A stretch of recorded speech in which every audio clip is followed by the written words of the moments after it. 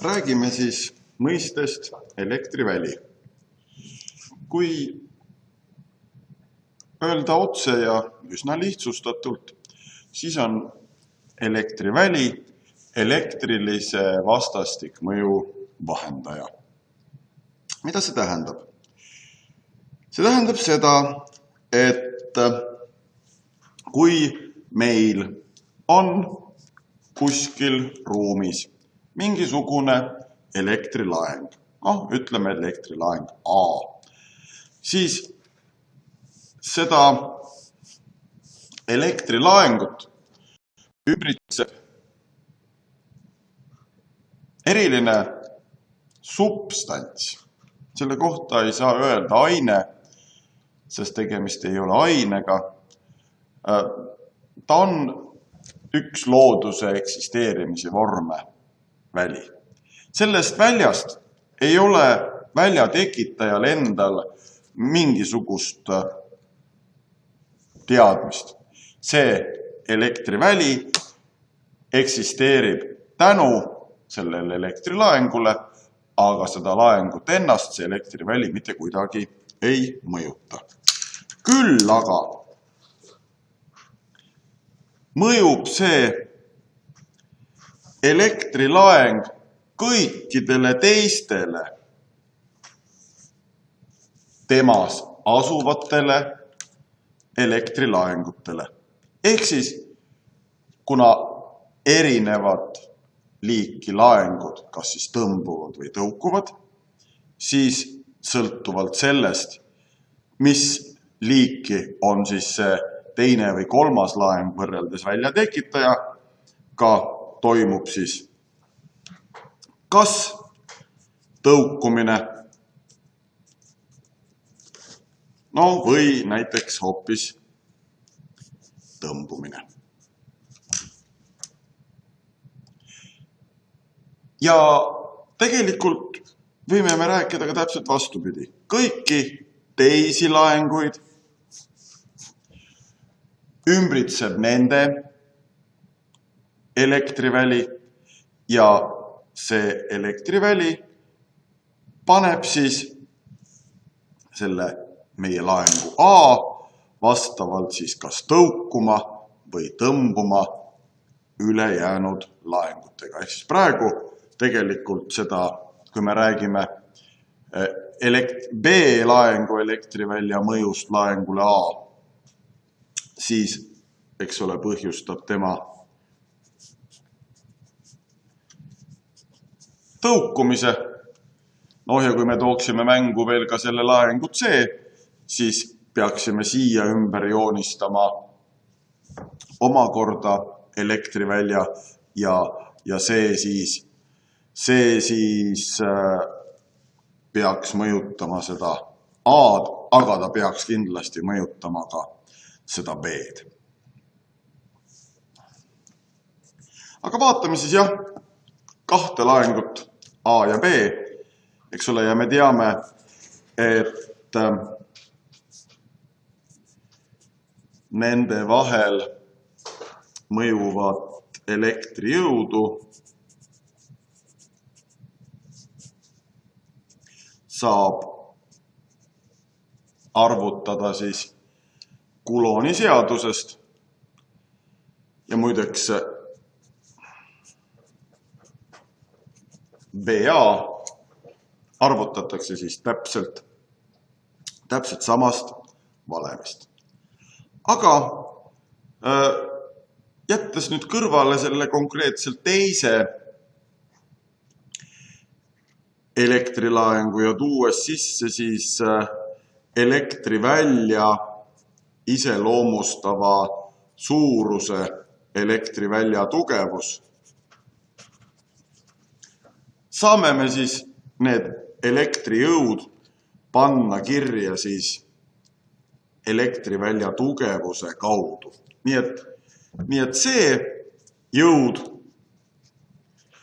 mis mõjub siis laengule A, on põhjustatud laengu B elektriväljast ja sõltub siis selle elektrivälja tugevusest ja sõltub siis selle laengu A suurusest. Olles lõpuni korrektne, tuleks nii jõu kui ka selle välja tugevuse kohale joonistada vektorimärgid, sest tegemist on vektoriaalsete suurustega. Ja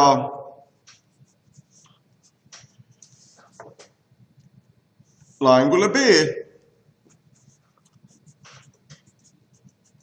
mõjuvat jõudu saab siis kirjeldada laengu A elektrivälja ja laengu B kaudu. Ehk siis kui nüüd jätta nüüd kõrvale need A-d ja B-d ja tuua sisse siis selline mõiste nagu välja tekitaja,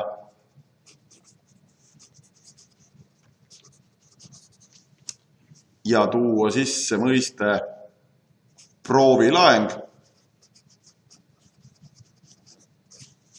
siis proovilaengule mõjuvat jõudu saab siis arvutada välja tekitaja elektrivälja tugevuse ja selle proovilaengu suuruse kaudu. Ja jällegi paneme siia peale siis vektorimärgid, et oleks korrektne. Vektoriaalsel suurusel on siis olulised nii suurus ehk arvväärtus kui ka suund. Elektrivälja tugevuse arvväärtuse saamegi elektrilaengule mõjuva jõu kaudu. Ehk siis, kui avaldada sellest elektrivälja definitsioon valemist, siis elektrivälja tugevus, siis saame, et elektrivälja tugevus on siis jõud jagatud laengu suurusega. Ja kuna jõudu mõõdetakse, eks ole, newtonites ja laengut mõõdetakse kuloonites, siis elektrivälja tugevust mõõdetakse ühikutes newtonit kulooni kohta. Saab näidata, et kui me räägime elektriväljast ja selle energeetilisest seisukohast, siis see newtonit kulooni kohta on täpselt sama kui voltimeetri kohta. Nii et kas kasutada elektrivälja tugevuse kirjeldamisel newtonit kulooni kohta või volte meetri kohta on maitse küsimus. Lepime kokku, et nendes ülesannetes, kus me peame arvutama elektrivälja poolt põhjustatud jõudusid, kasutame siis seda newtonit kulooni kohta ja kui on tarvis tegeleda elektrivälja ja energiaga, siis on mõistlikum kasutada voltimeetri kohta, aga sisuliselt tegelikult vahet ei ole. Aga suund. Kuidas määrata elektrivälja tugevuse suund? Ja siin tulebki meile appi nüüd see mõiste proovilaeng. See proovilaeng on siis mõtteline laeng, mille me paigutame elektriväljast sõltumata siis kuskile meid huvitavasse punkti. Ja mõistlik, mitte kohustuslik, aga mõistlik on kasutada siis positiivset proovilaengut, sest positiivsele proovilaengule mõjuva jõu suund langeb kokku selles punktis oleva elektrivälja tugevuse suunaga. Nii et positiivsele proovilaengule mõjuv jõud on täpselt sama suunaline kui elektrivälja tugevuse vektor selles samas ruumipunktis, kus laeng asub.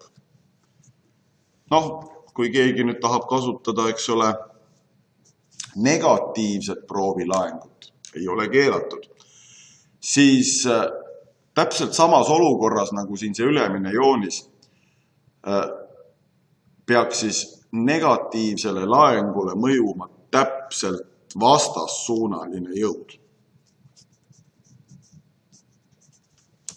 Miks ma nii võin väita?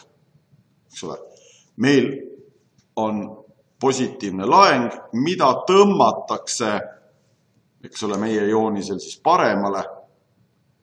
Aga miks siis positiivne laeng tõmbub mingis suunas? Aga sellepärast, et seal peab siis asuma negatiivne laeng. Ja kui nüüd selles punktis asendada positiivne laeng negatiivse laenguga, siis saavutamegi selle, et jõud, mis meie proovilaengule mõjub, on esialgsega võrreldes täpselt vastassuunaline, aga ega siis ju elektrivälja tugevus ei sõltu sellest, milline jõud proovilaengule mõjub. Elektrivälja tugevus on ikka sama. Ehk siis, kui me positiivse proovilaengu asemel kasutame negatiivset, siis on elektrivälja tugevus samasuunaline, vastassuunaline negatiivsele laengule mõjuva jõuga. Aga segaduste vältimiseks soovitan siis kasutada pigem seda positiivse proovilaengu varianti.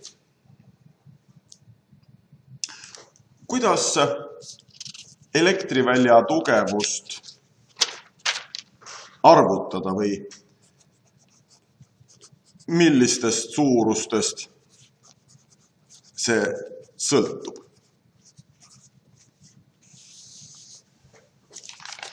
No, siin tuleb appi meile, eks ole, Coulomb'i seadus jälle, mis siis ütleb meile, et proovilaengu ja välja tekitaja vahel mõjuva jõu, ehk siis Coulomb'i jõu suurus, on võrdeline nende laengute suurustega ja pöördvõrdeline siis nende vahelise kauguse ruuduga. Teisest küljest teame, et jõud on elektrivälja tugevuse ja proovilaengu suuruse korrutisega võrdne. Meil on siin proovilaeng, meil on siin proovilaeng, meil on siin jõud, meil on siin jõud. Järelikult kõik see, mis siis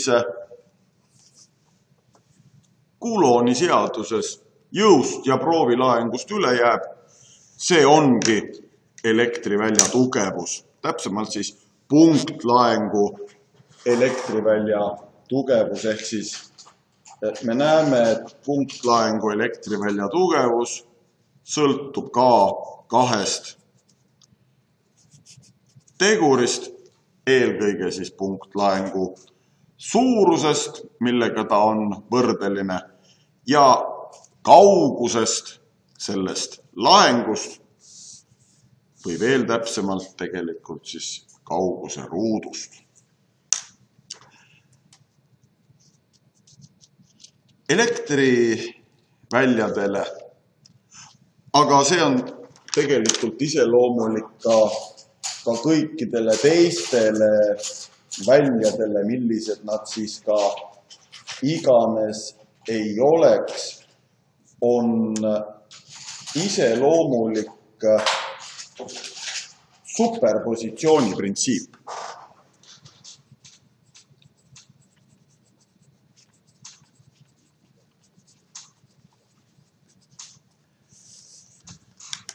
Mis siis lihtsamasse keelde tõlgituna tähendab seda, et kui mingis ruumipunktis on enam kui ühe laengu poolt tekitatud elektriväljad, siis resultantvälja tugevuse leidmiseks tuleb nende üksikute väljade tugevused liita nagu vektorid. See tähendab, et me ei saa liita kokku mitte ainult arvväärtusi, vaid me peame arvestama ka suundadega. Ehk siis niipea, kui meil tuleb mängu, eks ole, erineva suuruse ja erineva tugevusega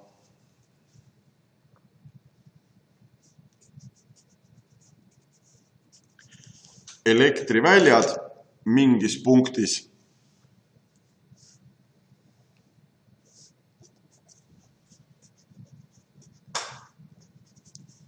ma teen siia hästi suure punkti, kõik need 4 elektrivälja tugevust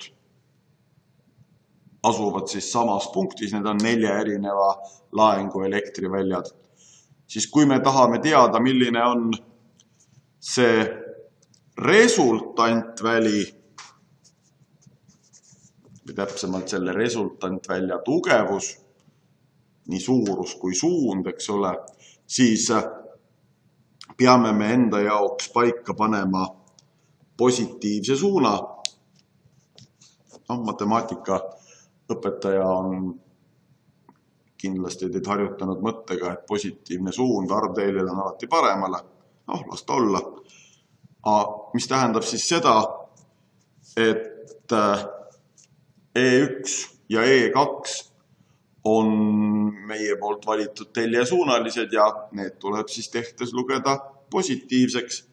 E3 ja E4 on aga meie poolt valitud teljele vastassuunalised, nii et nende väärtused tuleb siis lugeda negatiivseks. Ja nüüd saame liita kokku arvud ja kui peaks juhtuma selline asi, et selle resultantvälja elektrivälja tugevuse arvväärtus tuleb positiivne, siis on see märk meile sellest, et vektor on meiega valitud teljega samasuunaline. Ja kui siis nende liitmiste tulemusena selgub, et elektrivälja tugevuse arvväärtus tuleb negatiivne, siis ei tähenda see midagi muud kui selle resultantvälja elektrivälja tugevuse teljega vastassuunalisust. Aga nüüd on saanud teooriat piisavat ja me saame asuda siis lahendama järjekordset näidisülesannet.